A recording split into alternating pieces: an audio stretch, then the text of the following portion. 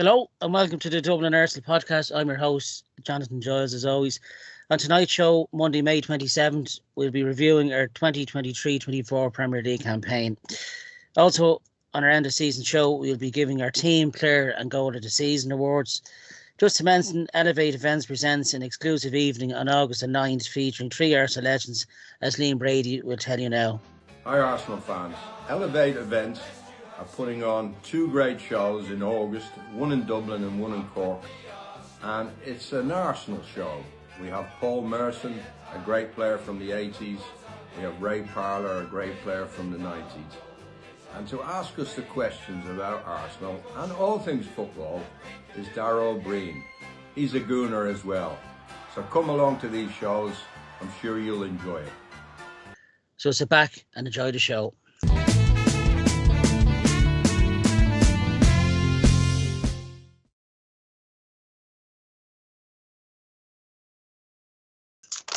On the end of season show, as always, I'm joined by my regular guest throughout the season, Eamonn Donnelly. He's faced many a P45 throughout these 38 weeks, and he's still here to tell the tale. How are you? Evening, Jonathan. Evening, Bryant. Evening, Matt. I was watching Leeds there in Wembley yesterday. They could have done with myself, Billy Brandon in the middle of the park there.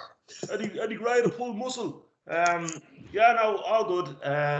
I actually did watch a bit of Leeds yesterday in between Dublin hurlers and Limerick hurlers and all that. But good for today. Looking forward to just picking the bones out of the season in our usual efficient way.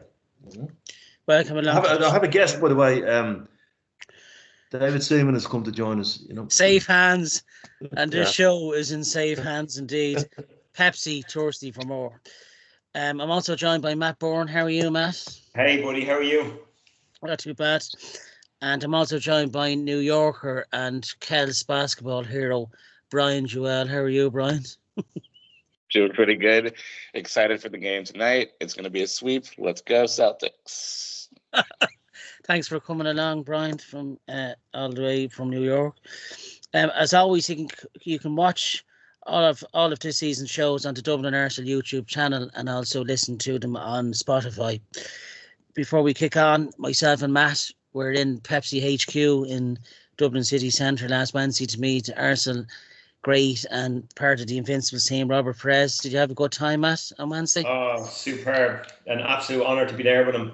I did get the chance to ask him a question, which was great. But he didn't. He kind of veered off a little bit with his answers. So I don't think I even got a response to it. But listen, lovely to meet him. Lovely guy. Spent a lot of time signing autographs and taking photographs, and he was a pleasure, absolute pleasure to do it. Yeah, I'd just like to thank Martin Stoneville for organising that and all of the Dublin Arsenal committee as well.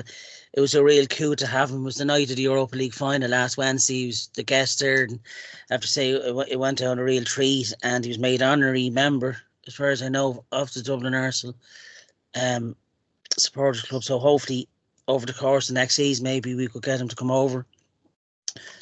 So we'd like to thank Robert Pires for coming over, and still loves the Arsenal, doesn't he, Matt? The way he talks, still he does, without a doubt. And I loved when he was talking. He was using we when he was talking about Arsenal, which was lovely to see. Really good, really good. And he still has a strong affection for Arsene Wenger as well. Oh, he does, yeah, no doubt about it. Yeah, absolutely. Really, a true gent to take an hour of his time to literally autograph about 100 odd people, Pepsi staff and ourselves at the Dubliner. So a big thank you to Robert Pires for doing that, and hopefully we meet him again at some point.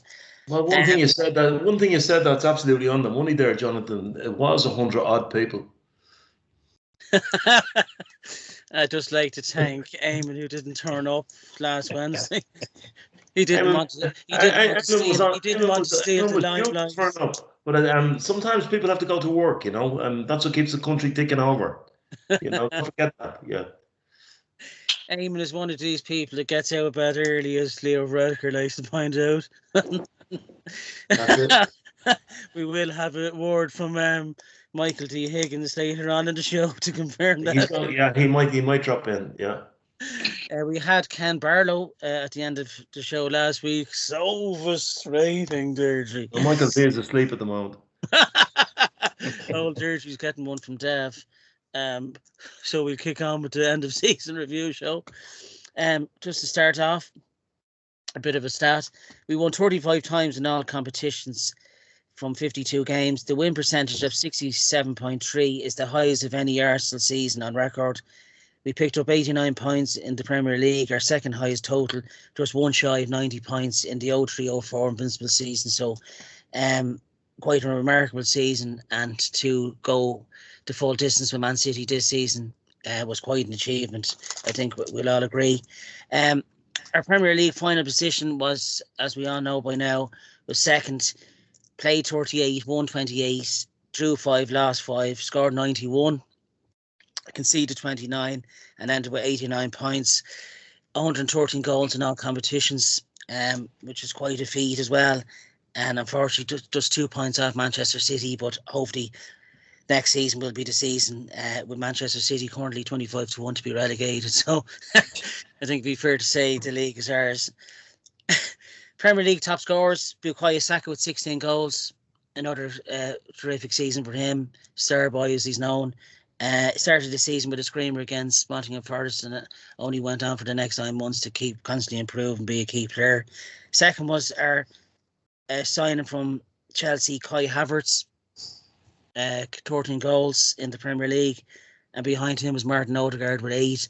So goals was coming from all over the pitch in every position, and if we can add, hopefully, a 20+ season striker, it could solve our problems there, you know. But all around, I think the team had a really good season. David Raya ended up with 16 clean sheets, the best keeper in the league. And I'm going to go to you, Eamonn, before we kick on with player of the season, goal of the season and all that. Your summary of our season. Okay, well, when I was thinking about this, the season came in 3 phases. So everybody's saying sign this body, that body, sign the other body, but that comes with a bit of collateral damage. And the collateral damage that comes with is those players have to blend in. And if you look at our opening games, Forest, Palace, Fulham, Man United, Everton, Spurs, right? Our form was very patchy. So, like, we beat Forest and they put us under pressure, you know, in the last few minutes in a game we should have won. Palace, we just about kind of got there. Fulham at home, we drew. Man United at home, we didn't play well, and we had to rely on 2 goals in injury time. Everton, we just about beat away from home, and Spurs at home. So the opening of the season was patchy, but you have to remember, the team was blending together. So Declan was into the team. We started with Partey at right full and all of that type of stuff. We weren't actually that convincing, but because we're moving forward, we were able to get points in that period of time. Then we went into phase 2, and again, we were patchy. We lost at Newcastle, we lost at Villa, we just about beat Luton, just about beat Wolves at home, beat Brentford late, and we weren't really playing that well, but we were getting points. So from the first 20 games of the season, we got 40 points, right? Now that's a season total of 76 points if you're going 2 points per game, right? So if you look then after the reset, what we did was nothing short of phenomenal. It's actually record-breaking stuff, right? In the last 18 games, we took 49 points. That's a 103-point season. If you're to go points per game. What we did, and I do genuinely think that there was 2 aspects to this. First of all, Arteta had referenced how we fell off at the tail end of the previous season. And I think he always had in mind the period between January and May to be at our maximum peak. And he got that one right. But I think because we had Declan and Kai, it just took us a little while to discover what we were at the start of the season. And looking back, in hindsight, wisdom is a great thing. We didn't start the season like the previous season, like a firecracker. We were just getting there, but I think anybody who's not really, really proud of what we did in the last 18 games of that season really seriously needs psychological assessment, because what we did for the last 18 games of our Premier League season was actually record breaking. Yeah. It was record breaking. It was 103 points if you if you span it out over a season. So look, we can all say we slipped up at West Ham and Fulham. To me, I was at the West Ham game over that Christmas. We should have won that game. And if you analyse the games that we didn't take points in, and if we just adjusted small margins and improved slightly next year, we can get to 95, 96 points. We can do it, But all told, we were brilliant. And I'm very, very proud of the team. And look, two things. A, they made us really, really dream. And we didn't fall off a cliff at the end of the season. We battled all the way with Man City. And by the way, anybody who saw Man City at the weekend against the Forces of Darkness, right? Man City fell over the line this season. They gave it everything they had to pip us in the way they did to pip Liverpool a few years ago, right? They were empty in the cup final. They were gone. They were finished. They were done, And the second thing is that's changed, right? Anybody who knows me, Matt, you know me a long time. You know that we've sat there and we have a 2-0 lead, and it's like Nightmare on Elm Street. Mm. It's not like that anymore. When we go ahead, we just don't lose the game. Yeah. In fact, we generally win the game. So he's changed a lot of things. We were really, really solid. The goals for and against columns tell their own story. Yeah. And I think we should actually thank the team for what they've done and step back and say that was a really, really good thing. But also acknowledge what Arteta said to the fans at the end of the game against Everton. We're not going to be happy with that. No, we're not going to be happy with that. We have the hunger to go on and do more, and that's the really important thing. Yeah. How impressed, Eamonn, with you with her summer signings? I know we didn't see an awful lot of Yuri and Timber because of that bad ACL injury, but in terms of Havertz, Rice and David Raya, how impressed were you with them gelling into the squad? They were absolutely on the money. Like Kai Havertz, anybody who's listened to me, the day he scored against Brentford in November to get the winning goal changed everything for him. And Matt was on the money. Matt said, this is a guy who's trying to do lots of things right, and if he got a goal, things would open up for him. And hey presto, that's what happened. David Raya had to deal with unpopularity, because Aaron Ramsdale was so popular. But the strength of character that he showed to do it was fantastic. And Declan looks as if he's been playing for us for 10 years. Yeah. So the signings were spot on. And I think one or two more signings of that caliber, and we are going to be very, very difficult to stop. Yeah, 100%. Yeah, we're only a few signings out. We're only a few quality signings off, really.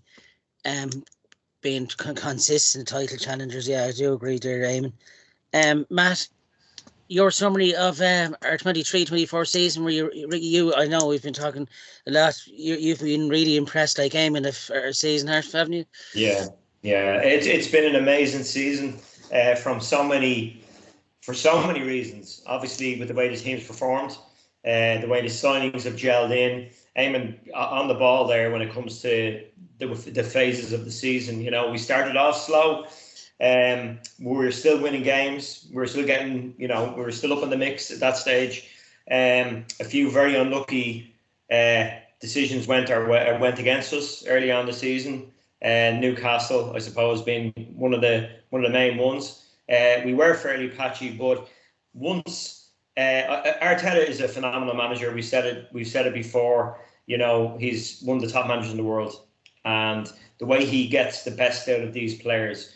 You know, Kai Havertz's been a huge example of that. I think most people doubted that we could do anything with Kai Havertz at the start of the season, but he stuck with him and he let him gel into the team. Like Eamonn said, that goal against Brentford was crucially important for him. I described it earlier on the season as, you know, kind of almost Make-A-Wish Foundation, whereas give him a goal, just to let him, just give him a goal. Let's get him, you know, let's get him on the let's get him on the score sheet. Let's get that confidence up a bit. And from there on in, you know, he was absolutely superb for the entire season. He was man of the match for me on so many occasions. I thought he just, you know, he put it all out in the line there for the squad, as did a lot of the players there this season. I think a massive factor for us this season as well is the atmosphere that the fans have created, both home and away. I think that is huge for the club. I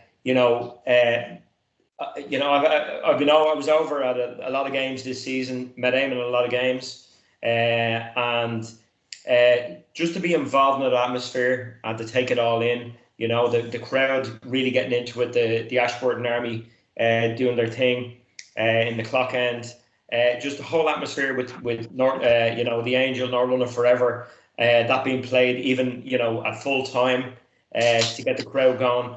I had never seen the atmosphere so good in all the years at the Emirates. It's absolutely incredible. And you see that in the away games as well. You saw, I think it kicked off at the Brentford game. Was the Brentford game when they started the Waka Waka chant? Yeah, Bournemouth.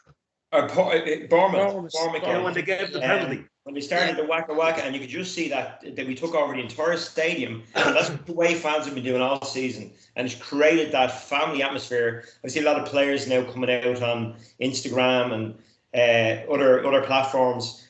You know, Gabriel, you know, the start of the season, there was a bit of a vibe around Gabriel, you know, about going to Saudi Arabia, and a bit of a negative vibe around him at the start of the season. I mean, he's come out, you know, just saying how unbelievably he feels being part of this squad, part of this team. You know, we're none short of incredible this year. We deserve to win the title. You know, we are up against, you know, City are the best team in the world right now. Be it, you know, financial fair play and all that, and that'll all come down the road, whatever happens there. But they are a phenomenal side, and we went toe to toe with them to the last day of the season. We are that close. We are that close to them. And I firmly believe we'll overtake them next year. I firmly believe that Arteta will make the right signings, whatever that might be. And he will get the best out of them, because that's what he's getting out of these players now. He has transformed this squad, this club, you know, since he came in. We all know his record, you know, was 8th, 5th, second. But this second this year was so much better than last year's second. You know, we've grown that much more, and we've set our stall out now, and this is the level we're at now, and we've got to keep going up from that level. You know, we cannot drop that. And you know, we stuck around till the very last day of the season this year, when we did fall away a bit last year. I think all the signings have been phenomenal, as we know. David Raya, of course, Eamonn talked about the popularity contest there. And, you know, I was talking to a few lads there the other day at the Robert Pires thing, talking about Raya. And I was making the point that, you know, our defence is so good. The way they've gelled has been incredible. Ben White. I mean, whoever would have thought it? He is just unbelievable. And, you know, leaving aside Saliba and Gabriel for a minute, because we know how good they are, but nobody knew how good Ben White was going to be. And that's down to Arteta and the way he has nurtured that player. There's a guy who doesn't even like football, and he's one of the best players in the team, you know. So he's been absolutely brilliant this year. The whole defense has been incredible, and Raya hasn't had a lot to do for the season. Yes, he's got the Golden Glove. I was saying last season you could pick out 5, 6, 7 incredible saves Ramsdale made. But now that the defence is so good, Ray hasn't had to make them saves as much. He's been brilliant on crosses. He's been really got his distribution down to a T. You know, at the start, his distribution was a little bit off. But I think, you know, we've just got this blend of players now. And I have no doubt that we'll go further next season. It's just been absolutely fantastic. And it's just a shame there's nothing to show for it at the end of it. But there will be stuff to show for it. I had more fun and I had more enjoyment watching Arsenal this season than in the previous 10. 20 years. It was just amazing. Absolutely amazing. Trips have been fantastic. Eamonn hasn't hogged the socket in the King's Head that much so I could charge my phone, which is good. But every trip has been just fantastic, and I love the atmosphere around the club. It's been brilliant. Yeah, and you know, you can see progress is really being made under Arteta. Like, we finished 43 points off the title in his first season. Last season, we ended up 5 points adrift after being leading the title race for 248 days, and this season 2 points behind. So, you know, progress is being made. Really quite incredible in 4 years, and obviously the financial backing from the Cronkies has been a big help. But it's been loading big names, clever signings, thanks to Edu, and getting our business done quite early in the summer for them to gel going into the new season. You know, over the last couple of seasons has been a huge help. But yeah, it's been this season and last has definitely been. It's given Arsenal fans hope again, and it's brought a lot of new fans on board with us as well, as we see from the River Bar and coming to yourself, Bryant, the New York Arsenal Supporters Club looked hopping every time we saw your videos you sent over. What did you make of our season this season, Bryant? So based on what you just said, actually, I forgot, like, you know, it was posted, like Arsenal had the official video, and then our bar was featured in Arsenal's official video at the end of the season. Like, I was like, what? Okay. And yeah, I know that crazy guy standing on the top of the bar, Cristiano. But basically, look, everything that everybody has said so far has been 100% correct. You know, I'm always a little disappointed when we don't win because, you know, I think as it's been made so clear, we deserved to win. I'm haunted by that Villa game when Odegaard had to come off, and then boom, like right after he came off, I mean, we lost the game right there. But we've made amazing progress. I was actually watching recently. I rewatched, or I'm like halfway through again, but the All or Nothing Arsenal situation when we, you know, lost out, you know, in the Champions League situation, and the progress that has been made, the confidence, the assurity of our players, like as you were saying, like, you know, the back line is like probably the number one in the Premier League, you know, especially our center core, you know, but we always need to, you know, keep building forward. I don't want to, you know, criticize anybody necessarily, but there are some pieces that need to be, you know, moved upon. You know, I don't want to call them dead weight, but, you know, we know who our starting lineup is pretty much. And that was always a question, like, okay, well, you know, who was good enough at this point in time to play, who is going to be consistent enough, so on and so forth. I think at this point, it's very clear that, you know, the pieces are in place, and you have to keep, of course, building because, you know, it's always evolving, everything's changing. But when you have, you know, like this, like the new signings, and I feel like they gelled pretty quickly, with the Havertz situation, of course, he came through eventually. But as you were saying, you know, with Declan, he hit the ground running. You know, he wasn't, you know, putting the goals in immediately, but that's not necessarily his job either. So it was going well. It was all going super good. But then, you know, there's a reason why there's so much money in this league. There's a reason why the competition is so fierce. Like everybody, like this is the peak. This is the pinnacle of the footballing world, as far as I'm concerned. I mean, I would say that I'm more interested in watching the next Arsenal game than a World Cup game between whomever, like, because it is just, I don't know, it's just very challenging no matter what position anybody's in the league. you could lose that game. It's not like nothing is a formality. So therefore, coming out of there with like 89 points, 2 off the championship, I'm proud of that. I'm very proud of that. I could only see positivity going forward, but I feel like at some point in time, when you've done the hard work, when you've done the job, and you're so close to it, like nothing can be taken for granted next season. I always come into every year thinking that we're going to win the league, but we had all these games. Like we took 4 points against City, we took 6 against United. It's the smaller games that always get you at the end of the day, or the smaller games. But as I said before, nothing is really a small game. It's all got to be fought. It's all got to be, toughed out. And from that perspective, I'm very proud of us. And we just need to get over this hump. Okay, I'm done. I got it. Bryant, just on that point, I was just looking at this. We were unbeaten against Man United, Man City, Liverpool, Spurs, and Chelsea. Right. And that's the first time that's happened since the Invincibles.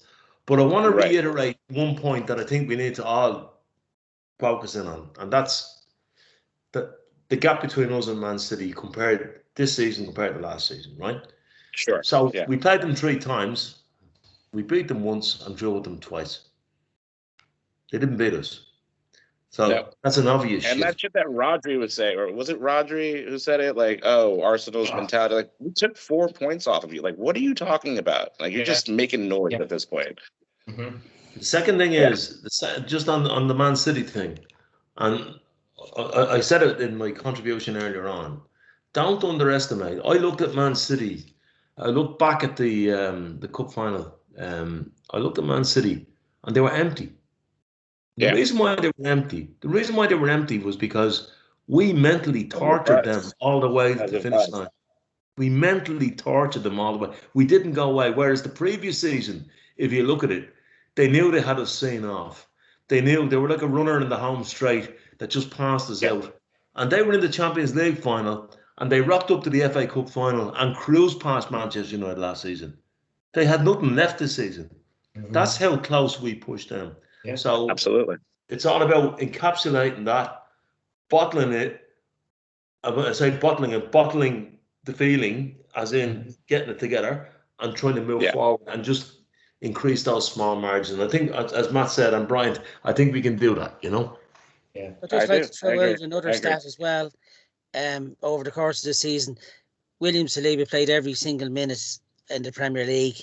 He's the first player since Lee Dixon in the 1989-90 season, and he made 2,839 passes, which is quite remarkable for the centre back. Only Rodri completed more with over 3,000 passes. So, I guess you said, Brian, Harry Maguire made 5,260 passes, Jonathan. Sorry, but they were all to the opposition. Well, yeah, it's just, like I just want to. Before we move on to the awards and all that, I want to come to you again, Eamonn. What was your standout moment of the Premier League campaign that stood out for you, that made huge for us in the season? Well, it depends on, when you say standout moments, standout why we lost it or standout why we're so proud. Standout why we lost it, I can put my finger on it straight away. Was Leandro Trossard, who to me is our best natural finisher, missing an open goal against Villa that Martinez did somehow saved it. I think if he scores that, we win the title. But that's not any down on Trossard. I love him. I think he's brilliant. And you get games like that, and these things happen, right? Well, Martinez had to redeem himself from that game with the Jorginho goal. Yeah. But the real standout moment for me, and that's what's different about this team. The real standout moment for me was just after that game. I went to Wolverhampton away, right? And it would have been very easy for the Arsenal to roll over and die in that game. And Wolves were up for it, and they put us under a lot of pressure. And I was in the front row in the away end, and we withstood that, imposed ourselves on the game. And guess what? Trossard comes up with a mad finish that he actually meant, Yeah. And that's what's different about this team. Whereas last season, you know, a couple of results went against us, and we were all over the gaff. You know, the bravery of the team after that Villa thing to win 6 straight is for me is the most telling thing about the season. You know. Yeah, what really is encouraging for me is the maturity that the players have shown over the last 3 or 4 seasons, you know, and this never say die attitude. And as Arteta said to the fans on the last game at the final whistle, we want more, don't accept this, you know. Absolutely. Really, you know, we want more, as it's, you know. It was really uplifting, because I haven't heard an Arsenal manager say that with such. Absolutely. Yeah. And before you go on to the other lad, if you want my own personal standout moment of the season, it was Ben White trying to open the gloves of the Tottenham goalkeeper at a corner. I mean, that's the moment. That's up there with the best of them. Like, you know. He done that to Danny Ward for Leicester City and got booked for it. But yeah, you know, he's really. He's a little fucker, but he's our fucker, little He's fucker. our little fucker. I have to say, the Sunbets is doing him the world of good, so hopefully he keeps that up over the summer. Going to you, Matt. What was your standout moment that said to you, "Wow, this is the, you know, this was really important in our season"? The atmosphere. I think the atmosphere at the stadium. Like, I haven't been to any away games this season, but the atmosphere at the stadium has been just amazing. Just amazing. I've never seen anything like it. You know, I remember me and Eamonn were at the Brentford game there last year, the Bournemouth game at home last year. And I think that's when it actually all kicked off, where I just felt that incredible atmosphere in the stadium, where the fans and the team were as one, you know. And that kind of kicked on since then. The atmosphere all season, and I was at the Villa game too, unfortunately, which the lads have spoken about. But I just think the atmosphere in general, even on the last day of the season against Everton, it was intense. It was absolutely intense. Inside and outside the stadium, you couldn't hear yourself. It was that good. And that's the kind of the family feeling between the players and the players and the fans this year has been incredible. You can tell by player statements since the end of the season how they feel about it. I think the Emirates crowd are the loudest in the Premier League now at this stage. They're just incredible, and we need to keep that going forward as well, because that'll push us on. That pushes the players on. That gives the players something.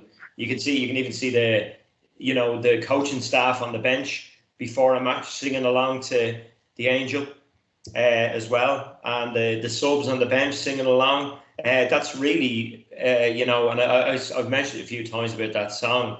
You know, it's really brought a new dimension to Arsenal. It's given us our "You'll Never Walk Alone" moment, and it's, unlike Liverpool, it's a song by an Arsenal man, an Arsenal fan who was at the stadium for the last game of the season. And had we have won the title, I'm sure he would have come down onto the pitch to sing it, I'd imagine. But I'm sure they had him on standby for that. But I just think the whole atmosphere in the club now has gone to another level, because we didn't see it for years. That when we first opened the Emirates, a lot of people were saying about the atmosphere was so bad and so raw.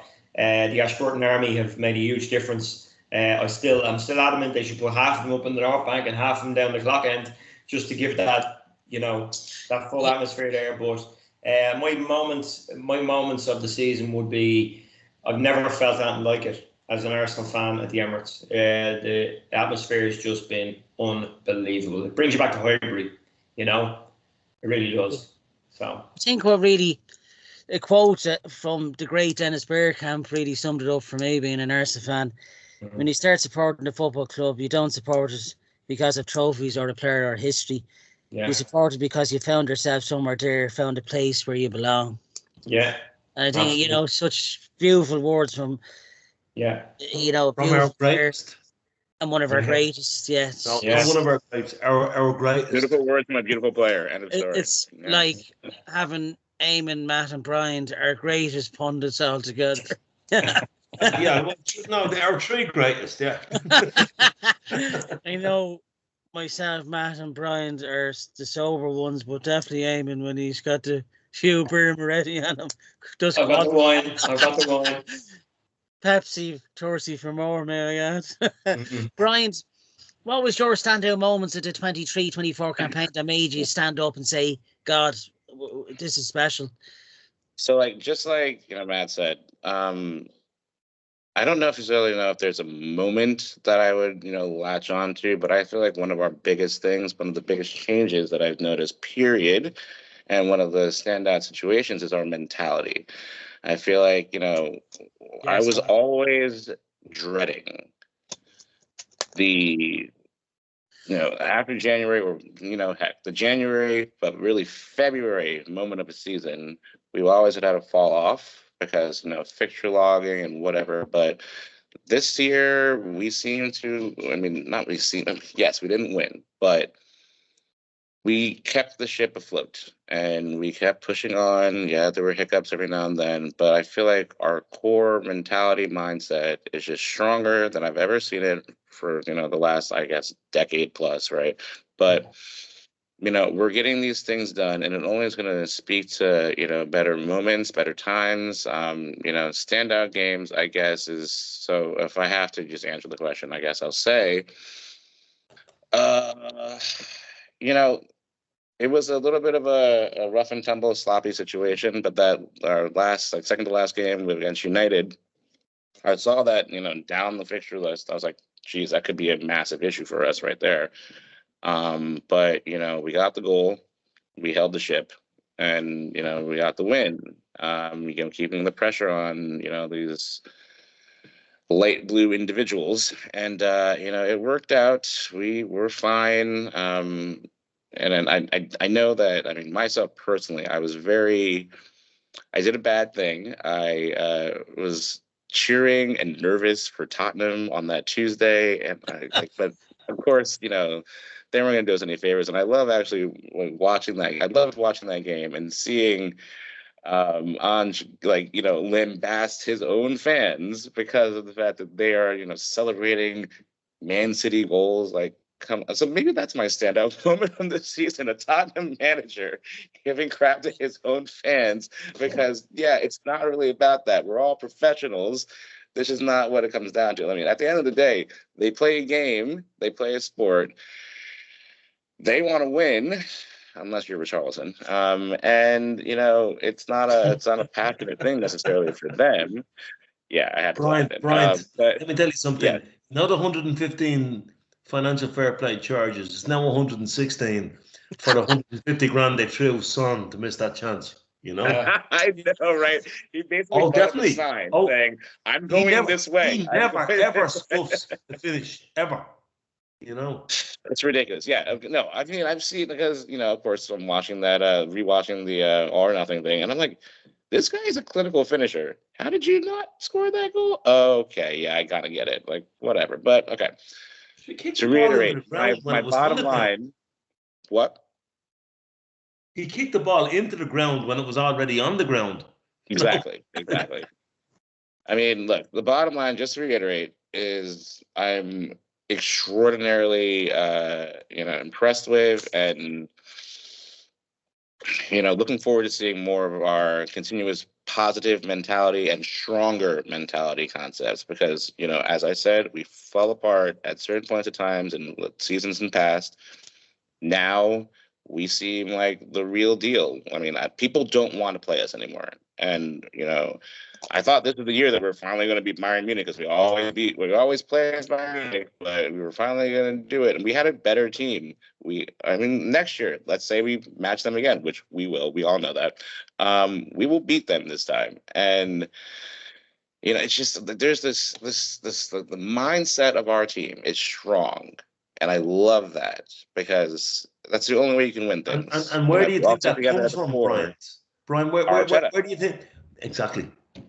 It comes from Arteta, and it comes from, having a consistent starting 11, keeping the injuries down, especially as well, and then not having any loose holes on the team. Like we're good to go with pretty much everybody. Like wow, and we also have the depth too now. So as I said, we're going to add new people and so on and so forth, and they will gel because they see what's going on here. Like there was always that time when people were saying, like, "Oh, well, I don't want to go to Arsenal because Arsenal's not going to win anything." Everybody's like now, like, "Oh, well, maybe I want to go to Arsenal. Maybe I want to get this, be part of this process."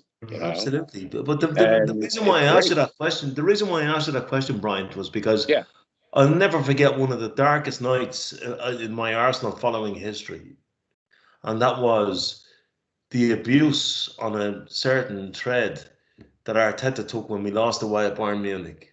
And anybody who thinks that we could do better with another manager with this group of players is absolutely demented. Yeah, because he is the man that's getting the tune out of these players, not anybody else. He's the man that's getting the tune out of the players, and he's the man that's saying that tune hasn't won. We need a new tune. We need a new tune. We need to keep going. We need to keep going.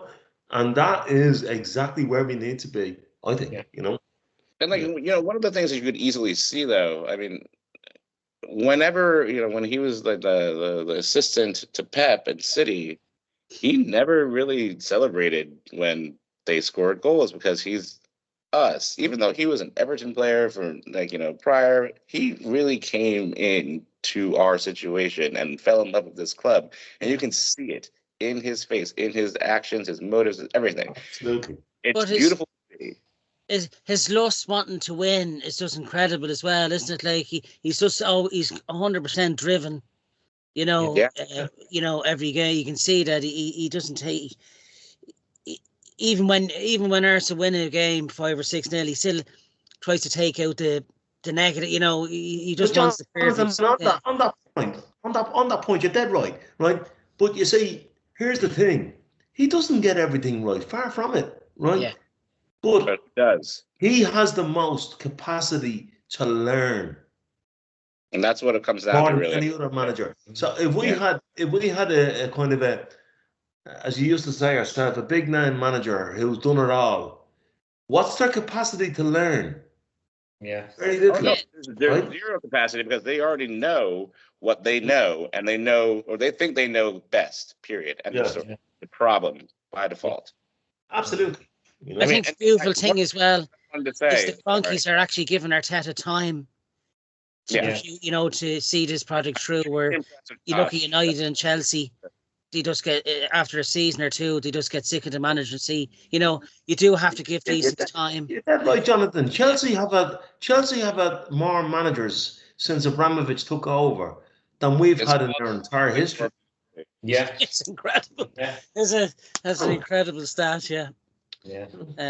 But yeah, it really has been a great season, and we're going to go on to our awards, 23-24 awards section now.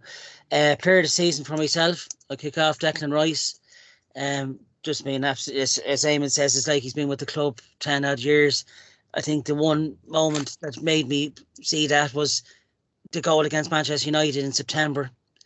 The way he ran over to the fans and the way they embraced him and the way he celebrated, it was like he played for Arsenal. Just that smile he has, 38 Premier League matches, 7 goals, 8 assists, and we bought him for half the price, 105 million well spent. Player of the season for me, hands down, Declan Rice. Beautiful, what a signing. I'll come to you, Eamonn. Player of the season for yourself. Well, I'm going to be very short and sweet on this one. And everybody knows who I'm going to say, and it's Ben White. And the reason being, if you look at where Ben found himself at the start of last season, right? So Saliba had come back into the picture. Gabriel and Saliba were the central defensive partner.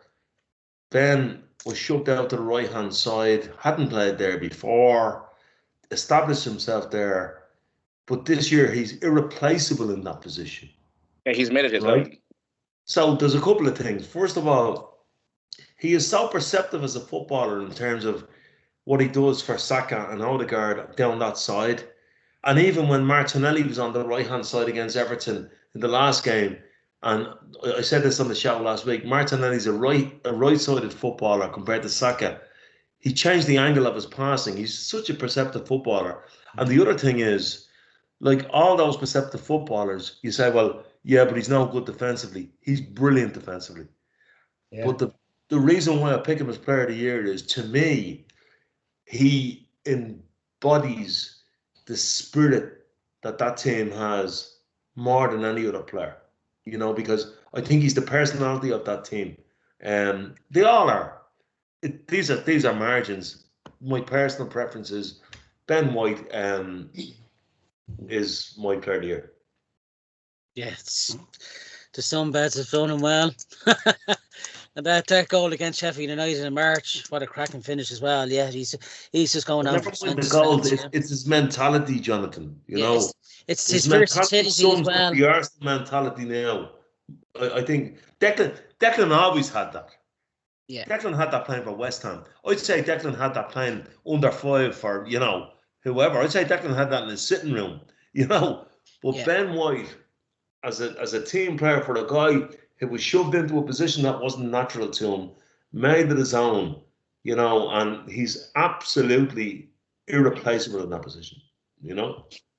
Yeah, it was Declan Rice's drive for the team to keep going, you know, even when they looked tired. The one standout moment really was the Brentford game with Kai Havertz when he won 1-0. He got the ball and sprayed it out wide. And...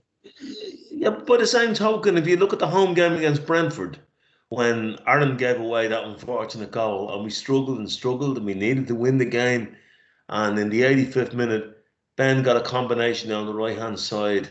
He put it over to Kai, nutted it in. Did you see Ben White to the crowd? Yeah. No. Come on. You know, that sums him up. And look, I mean, the thing about this Arsenal team is you could actually pick about 6 guys who were player of the season. Yeah, 100%. You know, 100%. Matt, your player of the season? Yeah, I did just a last statement, Eamonn. Yeah, it's that close. It's that close to players of the season. But for me, I have to give it to Martin Odegaard. I think, and we spoke about it a few weeks ago, Eamonn, that Martin Odegaard, if he sticks around, if he keeps playing the way he's playing, he will go down as one of the greatest Arsenal players of all time. He is just unbelievable. His distribution, his vision, his first touch, his passing, he's got everything. He's got absolutely everything, and he's only going to get better. But it's very, very fine margins. When you said we were going to do player of the season, I wrote down 3 names. Odegaard was in the top of my mind because I respect him so much as a footballer. But I also have Ben White down there. And I also have Gabriel, because I find that with these small margins, we've got so many good players. Declan Rice has been incredible this year. There's no doubt about it. And Jonathan, I have to give you that as well.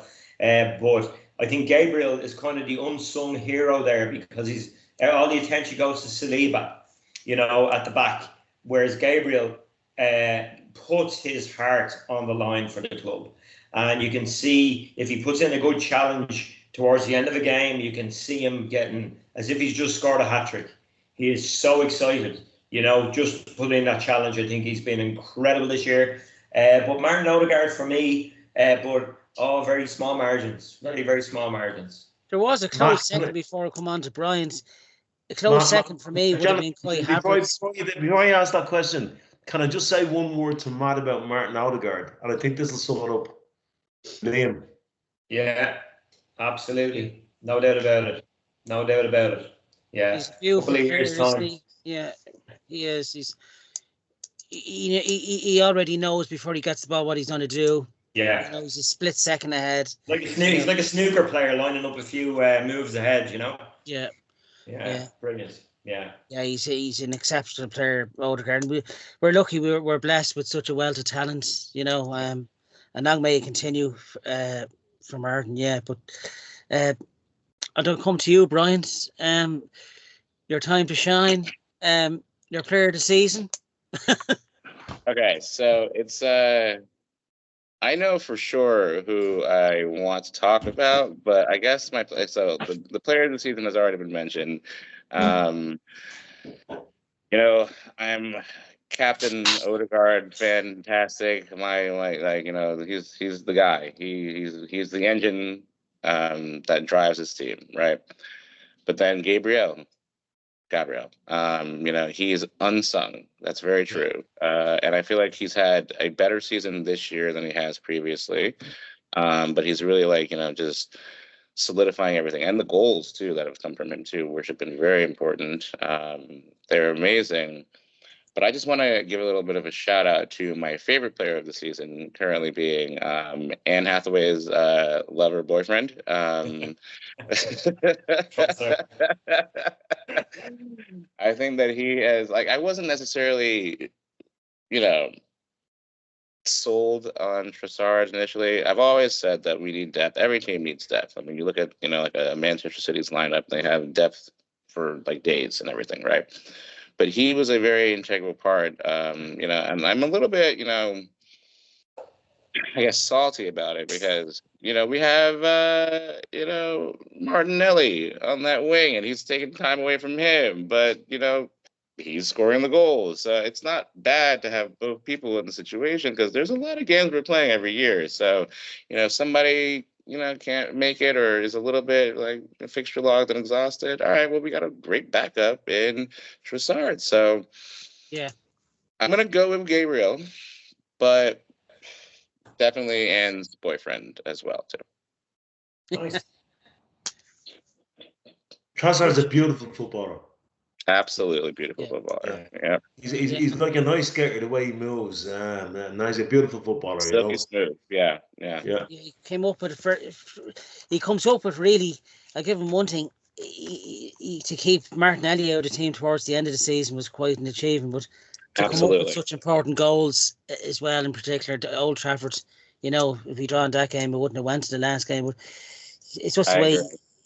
He was brilliant in the Champions League as well. I have to say, he's probably my standout player in the Champions League campaign was Trossard. In terms of, that Porto game at home really showed me what a top player he was, what a signing he was in January. It's just where they get these, just an eye for the signing, really. You have to give it to Edu, and co. On to goal of the season. My one is right back to the start. Bukayo Saka versus Nottingham Forest, first game of the season. What a finish against our former keeper, Matt Turner. It was just like a rocket of a shot. Just a beautiful goal, and it really just summed up what Saka is, create things, and he can score beautiful goals as well. So I'm going to give mine to Bukayo Saka. There was just, out of 113 goals, it was really hard to choose, but I just thought it won us the game, and it just pointed us in the right direction for the whole campaign. I knew we started off well against Forest. It was going to be a good campaign, so I'll give mine to Bukayo Saka. Eamonn, goal of the season. Well, it's funny you should mention Bukayo Saka because that he didn't come into the conversation for Player of the Year, and the reason for that is that he's in the top 3 players in the world, and we expect that of him. Yeah. Right. So it's simple. It's simple as that. Yeah. He's a brilliant lad and a brilliant player. And we're actually blessed to be able to watch that lad week in, week out, Yeah. Well, my goal this season, I think, was the turning point for David Raya. And that was the third goal that Trossard got against Palace at home after the reset, when Raya got at the ball and he hit a pass like Jim McMahon from the Chicago Bears. Straight. It was a quarterback job, Jim McMahon is a hero, man. He played it out to Gabriel Jesus, who took 2 touches, put it across the box. Trossard, with his dancing feet, sold the defender on his arse, took it to the right and buried it. So in 3 touches, we had a goal.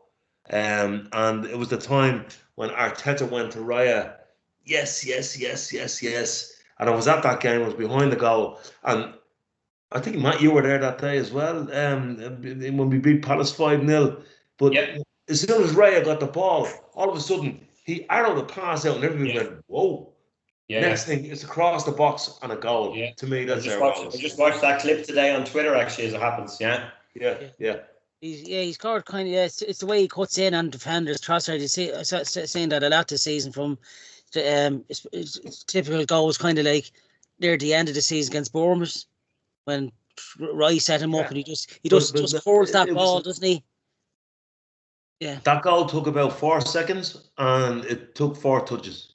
Yeah. You know, Yeah. to me. Yeah, and what I like actually, what you said, Eamon, is a great point. It's how quickly Raya turns the possession around. You know, the minute he gathers it, he's only one side. Get it right, get it started again quickly. Yeah, that's a good choice, Eamon. Yeah, and that really kicked on the second half of the season for us. That was a vital win, and it got the fans up off their seats when the fans were kind of getting a bit edgy after the bad end of first half of the year. Yeah.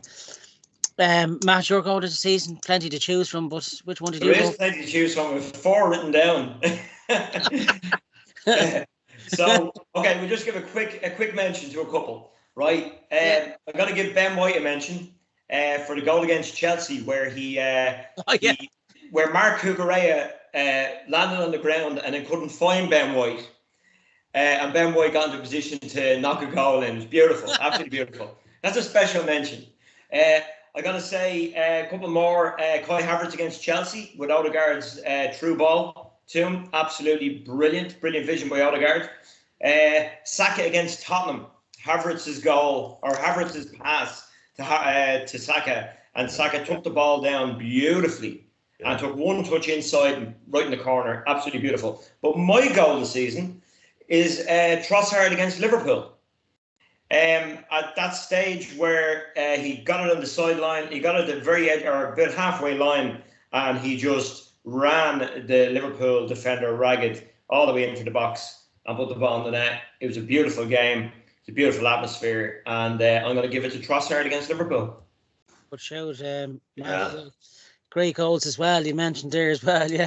And by the way, Ben White meant that all day long against Chelsea. It wasn't a cross. That was the second goal. That was the second goal he scored that day. The first one I'm talking about. Yeah, well said, Matt. I think that really capped a super season for Ben White. He can chip in with goals as well. Yeah, it's just the way he gets down the pitch as well. And yeah, what a player. Yeah, it's just beautiful, these moments all coming back to me. Bryant, your goal of the season, what was your favourite? So what I would say is I need a refresher. That goal. So in that, just recently talked about the Liverpool game with Trossard. That was the goal, or that was the game where Martinelli, made Van Dijk look like an idiot, right?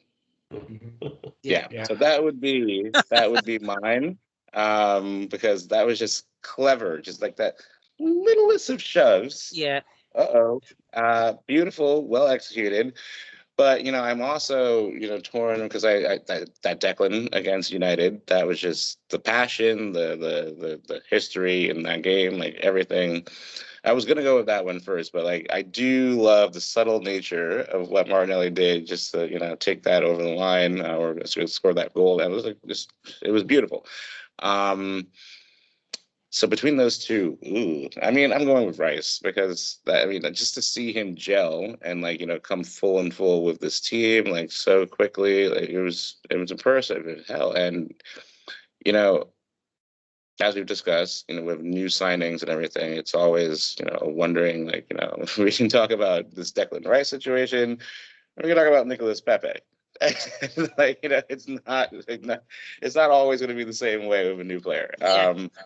But he crushed it for his first season. We definitely I remember in our bar we were saying can we pay you more for him? Jesus Christ, it was a very undervalued or underappreciated deal, because Jesus, he's a 200 million kind of situation. This guy is a linchpin in the middle of the park. God, all right. So I'm gonna leave it at that and just go and say Declan Rice against United. End of story. Great choice, Brian. Yeah, well said. And all top goals for a goal of the season. It would be very hard to pick one. It's always hard to pick one out of a season, but they were all good contenders, weren't they? We move on to the game of the season. Mine was from December the 5th, away to Luton Town, 4-3. An absolute crazy game, but showed our true title credentials to keep coming back. I miss Luton Town because out of the 3 that went down, I think they deserve to go up with the style of football. You know, they conceded a lot, but they scored a lot, and you know, just didn't have enough quality in the end with such a small squad. But goals from themselves by Osho, Adebayo, and Barkley, who I thought had a great season for them. Ross Barkley. I was at the home game when we won 2-0 in April. I thought, God, what a player, you know. I thought he's on another level again, you know, but it wouldn't be hard probably to stand out with some of the players he was with. Goals from Martinelli, Jesus and Havertz, and then that 97 minutes header from Declan Rice just to keep going. And once that cross came in from Odegaard, I knew, right, once that header, I said, that's the game. And that kind of showed me the fight and character of the team, you know, that, hang on, we are down the last of pace here, you know, in the title fight, and, you know, kind of epitomised our season, really, you know, never to give up and to keep going. And yeah, that definitely would be my game of the season. Eamonn, your game of the season first? Well, there's so many, and I'll make this quick. Yeah. Right? But it was the home win against National Front FC. Right? When we turned Chelsea over 5-0. When we turned Chelsea, I don't like them. They're National Front. They're headhunters. I don't like them. Right? But when we turned them over 5-0, and I looked over at the away fans, and there wasn't a fan left at the final whistle. And I was there at Stamford Bridge when they done a 6-0. And the Arsenal end was still full at the end of the game. And to me, that was a seminal moment in the difference between the two clubs. So beating Chelsea 5-0 at home, thank you very much. That was my moment of the season. Yeah, well, that was a good point. I think we discussed it in the podcast of that Chelsea game. I know John and Eamonn were with me that night. It was the way Chelsea fans didn't even stick around. They were even leaving after 3-0, you know.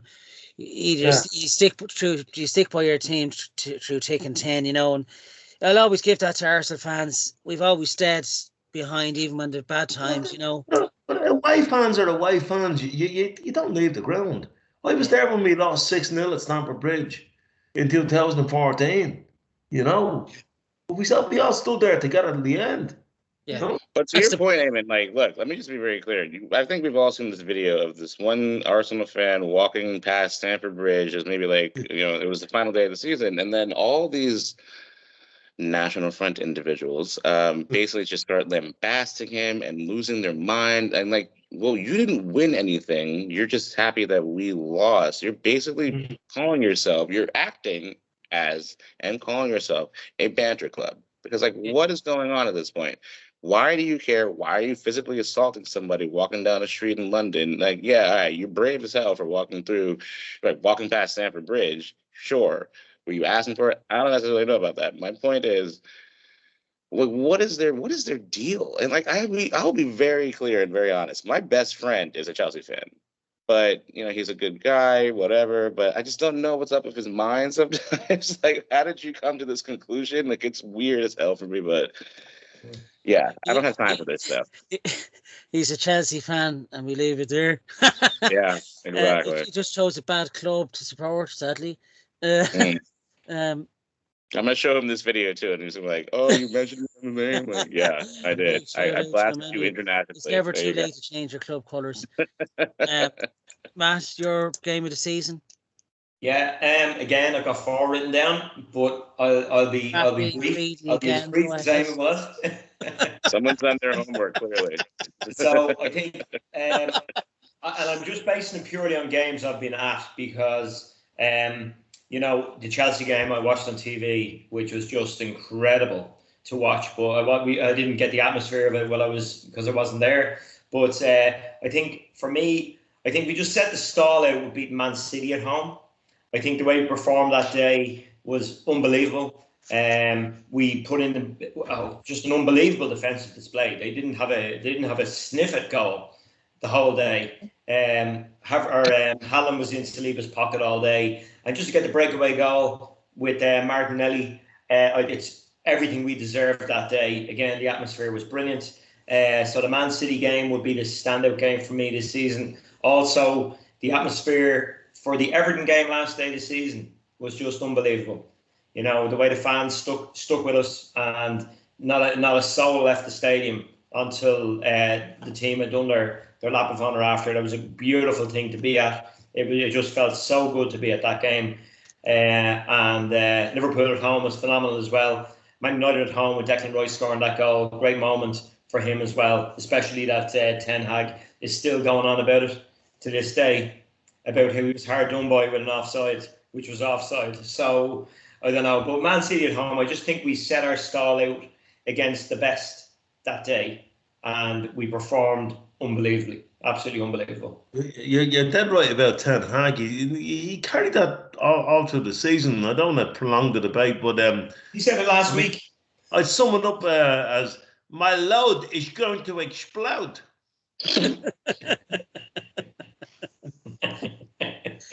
Yes. Yeah, it's Alan Chair pointed out on Saturday to him. He says, your players gave it everything today. They blocked everything, made the most tackles.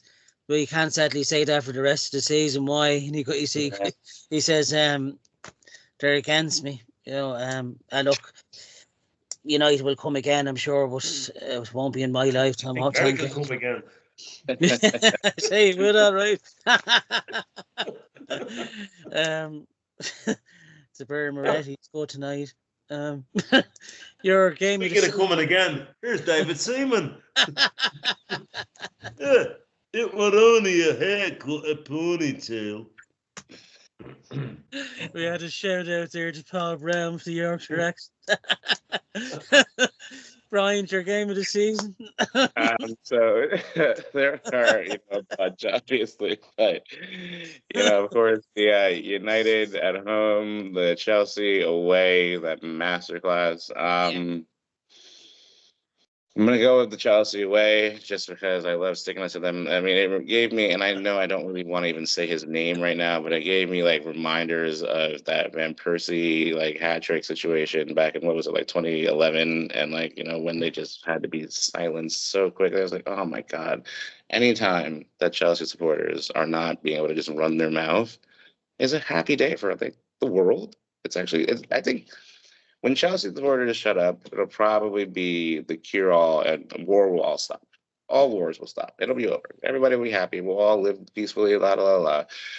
But God, I tell you, they are just, I have no choice but to say that that's my favorite game because of the fact that I hate them so much more. And there's actually, to this point, yes, beating Tottenham, la la la, I'm a huge fan of that. But for the longest time, and I actually had to go back and look at this and realize, wait a minute. So there was a considerable period of time, because I've been a fan for a very long time, but I kind of must have ignored the fact that they finished above us for so many years, and that's not a thing. That doesn't happen. But they're irrelevant as far as I'm concerned. Chelsea is not irrelevant as far as I'm concerned. So whenever we beat them, whenever we murder them at their home, great, happy to have it. All day. And that's my 2 cents. We're going to move on quickly. It's been a busy show already. Been a good end of season review to our team of the season to wrap things up. We're going to start with goalkeeper. I think we'll all agree. We'll start off with David Raya. Should we all agree with David Raya and go? Really, not Ramsdale? Are you sure? Don't even mention that man's name. Yeah, it's just been unfortunate. Now, Aaron gave us great moments in the last 2 seasons. He was nearly my man of the match in nearly every podcast last season. But it was just he was up against a really good keeper in David Ray. Solid keeper handling, especially and particularly crosses for Ray. He's very strong, and his aim is fantastic. Yeah. Yeah. And I hope we do sign him now in the summer, to a permanent deal, because he was really our standout keeper, to get 16 clean sheets, the Golden Glove. Well, it's going to be all about this. I'm going to shorten this debate. All that says now. I'm going to shorten this debate. If you were playing Man City tomorrow, who would you tug out? You'd pick Raya, White, Saliba, Gabriel, Kivior, I'd say. or Tomiyasu. Yeah, if I he was just going to fit, say that. Yeah, or Tomiyasu if he was fit. You'd pick Martin, Thomas Partey if he was fit, Declan Rice, Martinelli. and then Yeah. no Trossard. Trossard. Yeah, I think your debating point, instead of going through all 11, is whether it's Trossard or Martinelli, because everybody else looks out for themselves. yeah, Trossard. yeah. Trossard. Who would you have as the forward line, lads? Definitely Havertz. Yeah, Havertz. yeah, and Saka. Yeah, hands down. Yeah, yeah. That was a quick team of the season there. You spend an hour and a half debating them, but there really are only two issues. Like, let's just knock this out. There are only two issues. Who would you play at left back, and who would you play at left wing? Left wing, yeah. Yeah. The team really picks itself, doesn't it? Yeah. No, it's been a really top season for the Arsenal, and to have such a strong 11 that you can say, yeah, that's who we'd pick week on week. That's a headache that managers haven't had in the past as Arsenal manager. Yeah. So, well, for us, vote for choice. Like, come on, that's not a bad thing. Yeah. If anything, we're only going to be adding quality over the next two to four transfer windows, but we're very close. We can't be any closer than winning the league, in my opinion. Just like to thank, before we wrap up the show, it's been a long one tonight, but it's been a good one, as I said. A big shout out to the River Bar for welcoming the Dublin Arsenal committee, and also to the likes of Bryant, and because we've had a lot of people from America, USA fans coming over, so we'd like to thank them as well, and to everyone else that come into River Bar to make it a real homely occasion, real family occasion. As Eamonn says, everyone is welcome. It's not only just the Arsenal committee. I'd like to go to Eamonn. Would you like anything said about the Dublin Arsenal club? No. The one thing I'd like to say is we've so many members now, but the understanding of the people who come in to watch the games, who know that they can't just rock up and get tickets, has been appreciated. I just want to say that, Yeah. And they still feel part of the supporters club community, even though they know you might get a Category C game, because the demand on tickets is unbelievable. I just want to acknowledge that on the show, Yeah.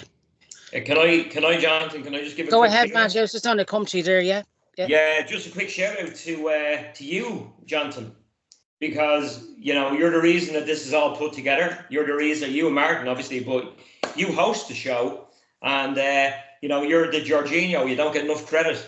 So thank you to you for putting up with us all for the last few years. Fair play to you. Fair play to you for doing it. And without you, it wouldn't be happening. So thank you very much. Cheers, Matt. Much appreciated. Way to a man's heart. I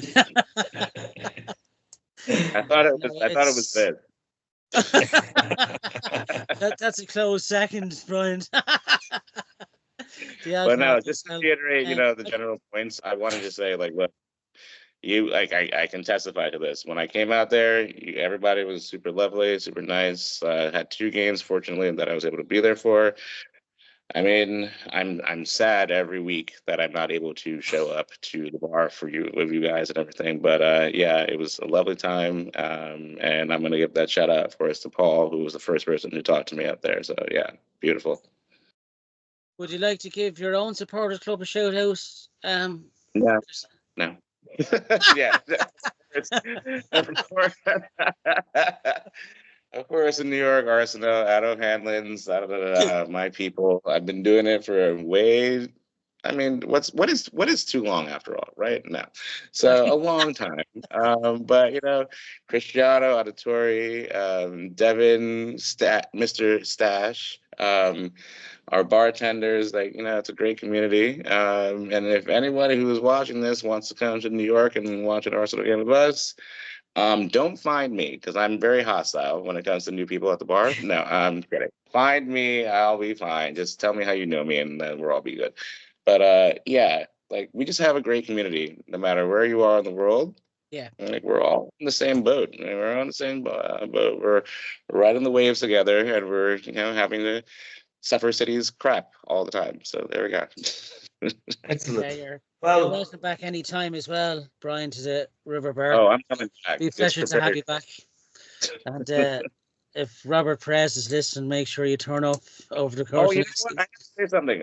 So so what was it? The final day, I was super early, to go to O'Hanlon's, and I ended up getting off the C train, and I got off the C train at 23rd Street, walked to the United bar, and oh no, so maybe it was the United game, obviously, and like I have a history of going to United Bar because I know all these people from the Nevada Sniffs days, and they, are cool with me and whatnot. So they allow me to hang out with them when we play each other, and I am not calm about that.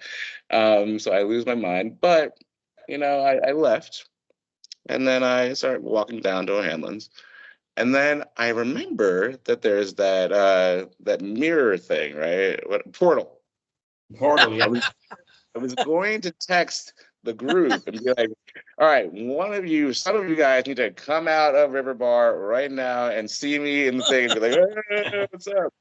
But I didn't do it because I figured that everybody was going to just be stuck in the bar at that time. So I was like, all right, cool. But now it's shut down because we can't behave apparently as human beings. So yeah. Eamonn unfortunately done a mooner out of there a couple of weeks ago.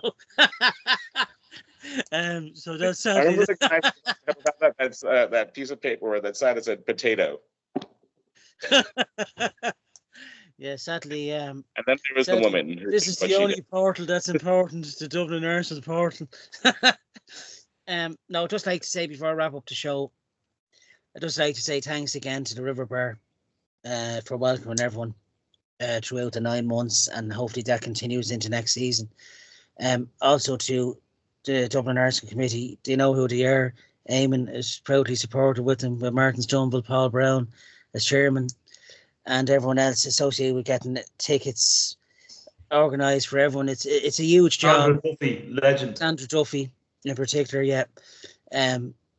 On top of your own jobs, it's just over 9 months. It can just be a head wrecking, but to deliver the tickets to the people that want them successfully, a big shout out to the Dublin Nursing Committee, because without you, there would be no Dublin Nursing Sports Club. So thanks again for what you've done over the next 9 months and over the previous years as well. Just like to thank all my guests that were on this season. They know who they are. Meltdowns, Craig Smith and Ian Gunry. Ed Scanlon for sporting the new top there last week without showing the beer belly and the skinny fit shocks. And all the other guests. Thanks to Martin Stumble for editing this over the 9 months. You do a great job, Martin, and there wouldn't be a podcast without you. Also to tonight's guest, Eamon Donnelly, for the 9 months. Thanks for coming on, pal. We'll go out with a poem. Here we go. From the President of Ireland. We won the league at Anfield. We won it at the Lane. Stamford Bridge, Old Trafford. No one can say the same. Mikel Arteta's army were Arsenal through and through.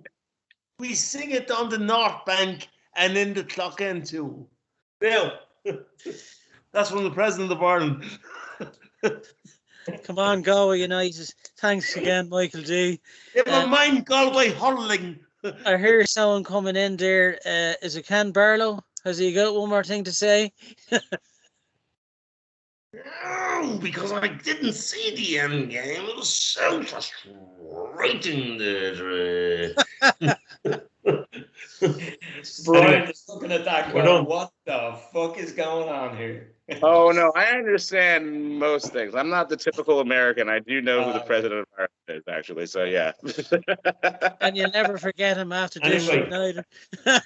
And no, the message to everybody is, keep the fight. We're going to get better. That's it.